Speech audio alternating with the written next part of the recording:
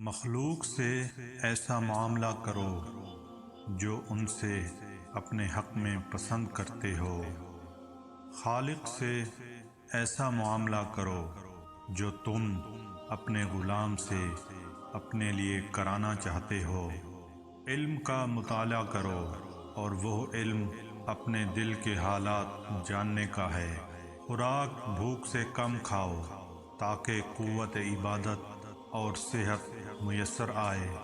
زیادہ کھائے گا تو خواہش نفس کا ہو جائے گا، کیونکہ عبادت سے غافل ہوگا اور یہی نفس کی خواہش ہے۔ پاجامہ آدھا لباس ہے کہ یہ زیادہ ستر پوش ہے۔ مہمان کے ساتھ تکلف نہ کرو ورنہ مہمان رکھنے کو دشمن رکھو گے۔ مجلس میں تکیہ لگا کر بیٹھنا مردہ ہے اور نشان تکبر مگر باعذر۔ تکلف کی زیادتی محبت کی کمی کا باعث بن جاتی ہے۔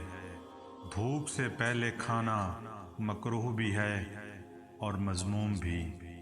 کھانے میں عیب نہ نکالو، ناپسند ہو تو مت کھاؤ۔ غریب مہمان آ جائے تو قرض لے کر بھی تکلف کرو۔ عابد کو کھلانا عبادت میں مدد کرنا ہے اور فاسق کو کھانا کھلانا فسق میں مدد کرنا ہے۔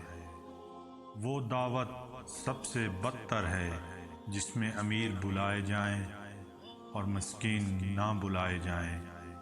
بدعتی، ظالم، فاسق اور متکبر کی دعوت قبول مت کرو۔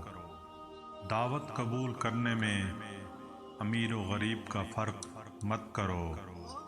راہ دور ہونے کی وجہ سے دعوت رد نہ کرو۔ نیک عورت امور دنیا سے نہیں بلکہ اسباب آخرت سے ہے۔ مہمان کے آگے کھانا رکھنے سے پہلے اہل و عیال کا حصہ نکال لو۔ ضیافت کے کھانے میں اسراف نہیں ہے۔ مجلس کے اندر بیٹھ کر قریب تر لوگوں کی مزاج پرسی کرو۔